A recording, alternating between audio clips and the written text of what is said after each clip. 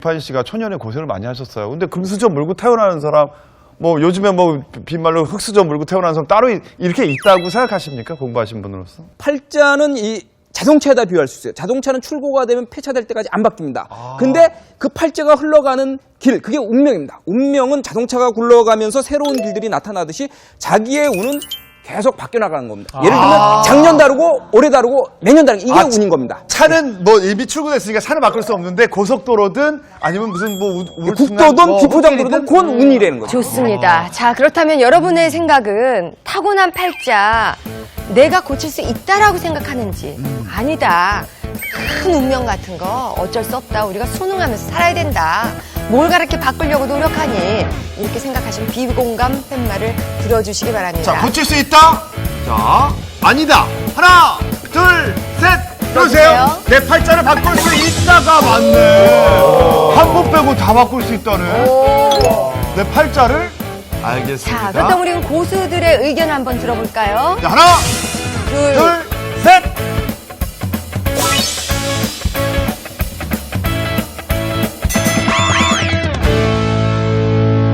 전폭적으로 여성분들 다 남자분들은 고칠 수 있다. 잠깐만, 전문가가 없대. 전문가는 어차피 직업이니까 없으셔야 돼요. 없으세요. 없으셔야 돼요. 근데 이판희 씨는 네, 있다. 팔자 고칠 수 네. 있다. 특별한 이유가 있으세요? 제 인생의 굴곡이 엄청났잖아요. 근데 저는 제가 이거를 이렇게 무덤덤하게 말할 수 있는 이유가 지금 너무 고쳐서. 지금 너무 이제 그때에 비하면 또 행복하고 또 그때에 비하면 너무 만족하기 때문에 더 앞으로 갈 수 있는 길은 얼마든지 내 마음에 딸렸다고 생각을 해요. 팔자가 정해져 있을 수도 있지만 노력함에 따라서 바뀔 수도 있는 게 제가 아는 이제 우리 같이 지금 변호사를 하고 있는데 같이 공부를 했었어요. 고등학교를 졸업했었는데 누가 봐도 저 사람은 사법시험 준비할 수 있는 상황이 아닌데 왜 저걸 공부를 하고 있어? 뭐 저도 공부를 잘하는 건 아니었지만 근데 정말 노력하고 뭐 강의 테이프를 정말 100번을 듣더라고요. 그러니까 대학 공부도 안 했고 법학 공부도 안 했는데도 그렇게 공부했는데 어느 순간 나중에 인권 변호사 지금 아주 유명한 변호사를 지금 하고 있거든요.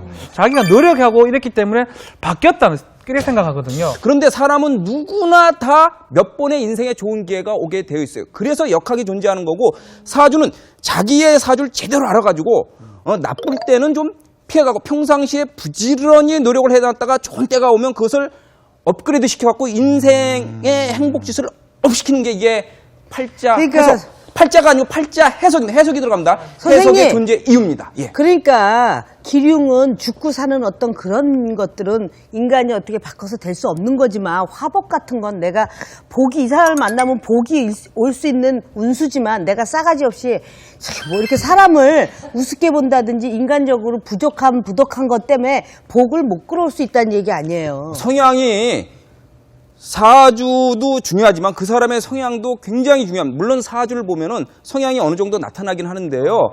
관상에서 관상불의 심상, 얼굴과 외형보다 마음이 더 중요하다 그랬거든요. 이거는 불교에서 얘기하는 일체이심조, 모든 건 마음 먹게 달렸다는 거하고 다 귀결돼. 모든 것은 결국은 다 하나로 그 진리는 통하게 되어 있습니다. 어떻게 보면 성향, 마음도 중요하다. 예. 지금 성격이 팔자를 만든다 이런 얘기잖아요. 그러니까 성격이 자동차로 부산에 갈지를 지가 결정하는지 아니면 국도를 갈지 결정하는지 지 성격이잖아요. 선택과 의지의 문제죠. 네. 저는요, 팔자가 놀고 노는데 잘 먹는 팔자래요. 선생님, 제가요, 항상 먹는 게 이렇게 넘쳐나는 팔자래요. 그게 맞는 것 같은 게, 그동안 나 일을 하고 싶어요. 일을 하기 위해서 제가 노력을 굉장히 많이 했었거든요. 결국 못했지만. 그렇게 놀고 먹고, 그러니까 큰 그런 팔자 운명이. 근데 진짜 팔자 있는 것 같아. 제가 또 보면은 일하러 오시는 것 같지 않고 놀러 오시는 것 같아.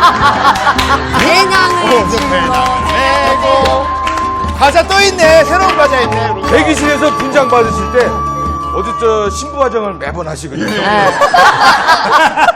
사실 이 역학이라는 거는 공부를 통해서 몇천 년 동안을 사람을 연구한 사람들이 데이터별로 만들어서 대부분의 눈썹이 이렇게 좀 얇은 사람은 간사하더라. 위에 뭐 수염이 뾰족하면 좀 그냥 남의 말을 잘하더라. 뭐 이런 어떤 통계학적인 거라서 저는 사실 그게 더 신빙성이 있다고 생각하는 게 그래서 좀 믿는 건데 큰엄마가 이거 역학 공부를 많이 하셨는데 그 큰엄마가 절 보더니 예 경혜야 너한테는 참 꽃다운 나이에 안 됐지만 어린 나이에 결혼은 늦게 해라. 네 임자는 50 넘어서 온다. 그전에는 다 가짜다. 너 고생한다. 하지 마라. 그걸 큰엄마가 이제 20살도 안 되는 애를 붙잡고 맨날 얘기를 하니까 우리가 큰엄마가 노망이지. 이제 20살도 안 되는 애들한테 저런 말을 하나 그랬어. 어느 순간에 쑥 지나가 보니까 50이 넘은 거예요. 근데 그 동안에 보면 평생 같이 갈 수 있는 그런 사람이 없는 거야. 아니 근데 이게 비슷한 게 우리 어머니도 나 어릴 때 이제 되고 나서 하시는 얘기지만 어릴 때 삼형제 중에 그러니까 교회 다니시니까 스님이 오셔도 그렇잖아요. 예의를 다. 근데 예의를 다 하셨대요. 뭐 이렇게 뭐 물 같은 걸 더운 날 여름에 했더니 그 자식들 사주 좀 알려달라고 그러더니 둘째가 이 얘기 나이 먹어서 꼭 기억하실 거라고 둘째가 나 이름을 날릴 거라고 둘째한테 효도 받을 거라고 두고 보라고 그러셨대요. 근데 그걸 이제 나 되고 나서 얘기하시더라고. 근데 권사님이 그래서 어머니 왜 엄마는 왜 내가 정말 우리 집안이 크리스찬 완전히 저희 아버님 형제들이 다 목회자세요. 목회자 뼛속까지 우리는 크리스찬이야. 그런데도 팔자는 하나님이 주신 어떤 길은 있다라고 얘기를 하시더라고요. 저는 근데 너무 선생님의 좋은 말씀만 믿고 거기에 혹해서 넘어간 케이스거든요. 그러니까 저희 남편 왕정근 씨한테 몇 해 전부터 집에 큰 대운이 들고 세상에 이름을 날리고 재물복이 터졌으니까 엄청난 돈이 들어올 거다 하던 찰나에 누가 이제 사업을 제안을 했어요. 그러니까 그 말씀이 마음속에 있었기 때문에 뭐 이것저것 따져보지도 않고 이게 찰나구나 라고 그냥 밀어붙여가지고 홀로당 날렸거든요. 날렸다고요? 네, 그러니까 저희가 이렇게 사업을 몇 번 실패를 했는데 그때 이제 그런 여러 가지 말씀도 영향을 미쳤고, 그러니까 선생님은 뭔가 우리한테 이런 이렇게 카테고리 대충의 그림자는 보여주시는데 우리가 그거를 지혜롭게 제가 말씀만 드릴 거예요. 제가 지혜롭게 생각하지 않고 그냥 대충 나는 그럴 거야 하는 그 말씀을 너무 믿는 것도 문제이다. 그게 문제. 네, 다들 이렇게 이제 뭐 좋은 말씀을 주시는데 제가 좀 말씀을 드리자면은 그 이렇게 쭉 공통점이 뭐냐면 누군가한테 어릴 때부터 좋은 말을 듣고 자라면 말이 씨가 되니까 그 우리가 그 자라는 아이들에게는 항상 좋은 말 해주면 좋겠다. 실제로 저는 송돈순 고수님이 제가 예전에 방송할 때 그 얘기를 하셨어요. 그래서 제 딸한테 한 2, 3년간 그 얘기를 계속 했거든요. 하루에 한 번씩 네 신문을 안다. 따라 해봤어요. 근데 원래 엄청 소극적인 애였는데 초등학교 들어가면서 뭐 아직 어리지만 정말 밝아졌어요. 그래서 저는 제가 진짜 그 말씀 드렸었잖아요. 정말 바뀐다. 어떻게 말하냐에 따라서 일부러라도 얘는 신문 나온대, 텔레비 나온대 맨날 그 얘기를 사실 하니까 바뀌는 거예요. 옛날에 죽음은 스마고 저하고 JTBC에서 이제 신의 한 수라고 이제 신의 한 수였어요. 선생님이 나올 때 저만 보면 선생님 저는 어때 했더니 왜 저한테 물어보세요? 다 하시면서 맨날 그래. 그때부터 이제 다 한 척 하느라고 아주 힘들었어요. 선생님 저번에 내가 선생님한테 물어봤어. 그렇잖아요. 이경혜 씨가 남의 얘기를 별로 좌지우지되는 사람이 그게 아니에요. 아니라 내 생각엔 신기가 좀 있으신가요? 사주에? 직관, 신기라기보다는 직관요? 좀 고상한 용어로 씁시다. 직관.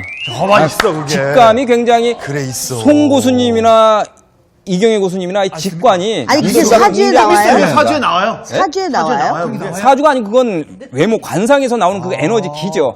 그래서 중요한 건 얼굴 모양보다도 얼굴에서 느껴지는 그 느낌 아니까. 이거 있죠. 느낌 아니까. 이게 아주 중요한 겁니다. 예. 아니 저도 예, 궁금한 내용보다도. 게 저가 항상 그 이렇게 사람들을 만나면 신내림 받는 사람들이 야 너 방울 달고 네가 부채 들으면 네가 전벌년 여기 왜 왔냐고 이렇게 얘기하거든요. 진짜요? 그런 게 있어요? 자, 이판희 씨 사주를 보면 뭐 이런 얘기 가끔 들어봤을 거예요. 무속인의 사주하고 연예인의 사주하고 또 맞아. 조금 같다 그랬어. 예, 이런 얘기들이 많이 회자되지 않을까? 아마 그런 부분 때문에 그 사람들이 그렇게 얘기를 했을 텐데. 알겠습니다.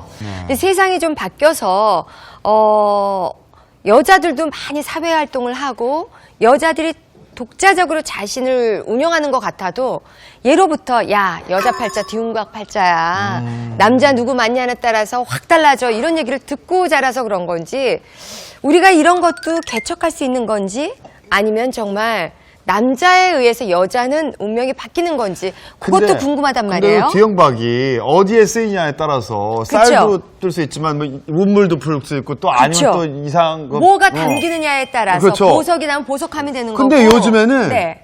남자 팔자가 또 뒤형박이래요. 여자를 누구를 만나냐에 따라서 진짜로. 맞아요. 그러니까 내가 평강공주를 만나면 내가 장군이 될 수 있는데 맞아요. 뭐 오만에 만나가지고 내가 바보로 그냥 사는 것 이런 시대가 된 거죠 또. 이런 거에 대해서는 어떻게?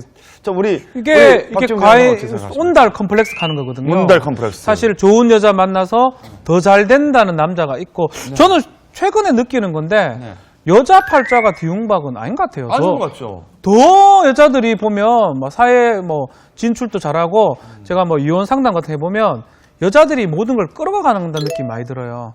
남자는 이혼 당하는 거고요. 여자는 이혼하는 거거든요, 보면. 그런 거 봤을 때 여자들 팔자, 뒤운거 팔자 이거는 저는 조금 동의하기 어렵습니다. 이거 옛날 말인 것 남자가 같아요. 비참합니다. 예. 좀 전에 박지훈 교수님께서 요즘은 여자들이 훨씬 더 능력이 있는 시대라고 말씀하셨는데도 불구하고요. 그게 딱 결혼하는 그 시점까지인 것 같아요.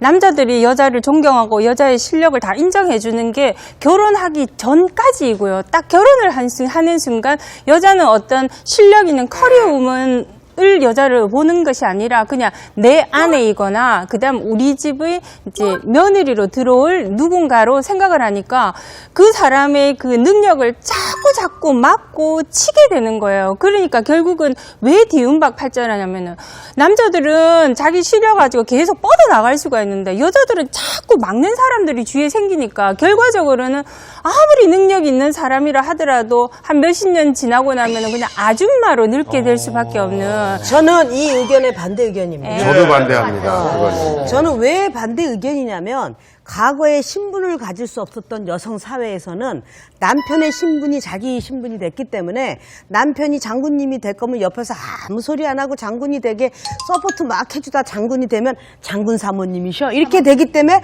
남편의 상투가 자기가 상투가 되는 시절이 있었지만 지금은 그게 아니라 내 능력을 내 능력으로 평가해 주기 때문에 내가 변호사로서 여변호사야 내가 닥터야 여의사야 그러면 어우 이 닥터님 이렇게 하고 이 변호사님 이렇게 하니까 이제 그런 세대가 됐기 때문에 여자 팔자가 뒤우고 팔자가 이렇게 된다는 얘기는 이제 바뀌었다는 게 사실 저는 반반이라고 생각이 돼요. 여자가 자기 능력이 있었는데도 불구하고 나는 내 남편의 그 상투가 내 후광으로 내가 그 존재만 돼도 좋아라고 받아들인 사람은 남편의 그 직분이 지위가 내 직분인 걸 감수하고 간 사람은 사모님 소리라도 들어. 근데 내가 잘났다고 생각하는 사람이 있잖아요. 난 네가 비치는 후광 따위에 나는 날 나타낼 수 없어라고 혼자 튀어나와서 잘된 사람은 또 뭔가 나름 뭐가 돼 있었고 그 당시에 장사해서 그 나중에 돼서는 무슨 사모님 소리라도 본인이 번 돈으로 될 수 있으면 옛날엔 그걸 도전을 많이 안 했다는 거죠. 근데 이제는 그걸 하는 거지. 지금 옆에 바로 좋은 예가 있지 않습니까? 신재훈 고수님이 대한민국 그렇죠. 최고의 미모의 쇼호스트였다가 네.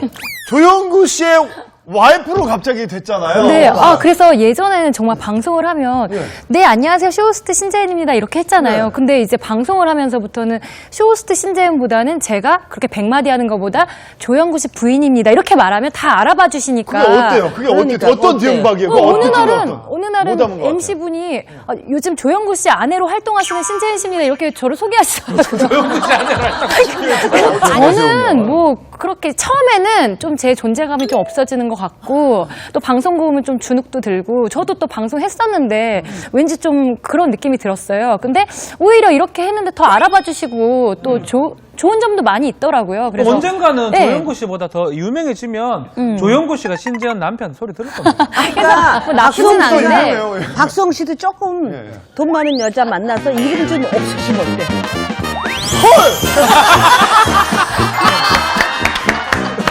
솔직히 아내들이 좀 그런 얘기 많이 하잖아요. 입에 달고 사는 얘기가. 아우, 내가 결혼 전에는 그렇게 잘 나갔대. 당신 만나서 지금 내가 이렇게 됐대. 팔자 뭐냐고. 내가 옛날에 지가 잘 나간 거 봤나? 봤어 내가. 근데 이 말은 지금 삶에 내 브레이크만 하고 있으면 좋겠다고. 여자 팔자, 이 뒤흉박 팔자라는 말은 이제는 없어져야 될 말이고, 사실은 쇼핑 호스도 일을 그만두지 않고 계속해서 억대 그쪽으로 계속 나갔어야 되는데, 이거는 본인들이 뭔가를 이루지 못하고 어떤 푸념하는 이야기일 수 있다. 그런데 잘 생각해 보세요. 뒤흉박에 보석을 담지는 않아요. 그럼 자기가 잘할 때 보석함으로 자기가 준비해오면서 나오는 게 맞는 거지. 그거는 푸념하는 소리다. 아니, 보석 많으면 담을 수도 있지 뭘 안 된대? 야, 그렇다. 보석이 이만큼 쌓였으면 뒤용박에다 쓸어 담을 수도 있지. 그런 집은 그렇게 많지는 않아요. 근데 좀 짧은 생각을 좀 해보자면 또 제 주위에 이게 경제적으로만 봤을 때요. 아, 진짜 얘는 정말 결혼하고 팔자가 바뀌었다 생각되는 예가 좀 있더라고요. 그러니까 사실은 제 주위에 이제 막 방송을 준비하거나 좀 이렇게 예쁜 애들이 많이 있었어요, 제 주위에. 근데 그 중에서 이제 미스 코리아 대회를 준비하는 아이가 있었는데 가정 형편이 그렇게 좋진 않았어요. 그래갖고 이제 제가 제 옷도 빌려주고 뭐 신발도 빌려주고 그래가지고 이제 대회에 나갔어요. 근데 어떻게 하다 진짜 잘 된 거예요. 미스 코리아 됐어요. 그러니까 정말 이 주위에 남자들이요 진짜 많이 와 저런 남자들도 있구나 이런 남자들이 많이 생기더라고요 주위에. 근데 진짜 결혼도 잘했어요. 정말 부잣집 외동 아들한테 외동하고 결혼을 했는데 이게 출발선부터 틀린 거예요. 이게 제가 봤을 때 와 진짜 집도 그냥 정말 강남에 딱 노른자 땅에 딱 아파트 몇 평 막 딱 사서 시작하고 내가 빌려주던 애인데. 네.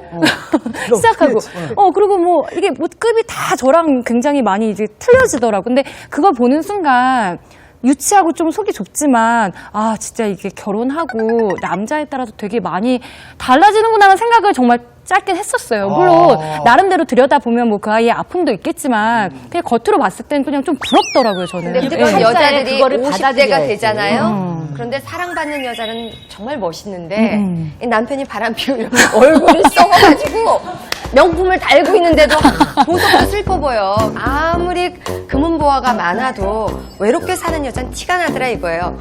저는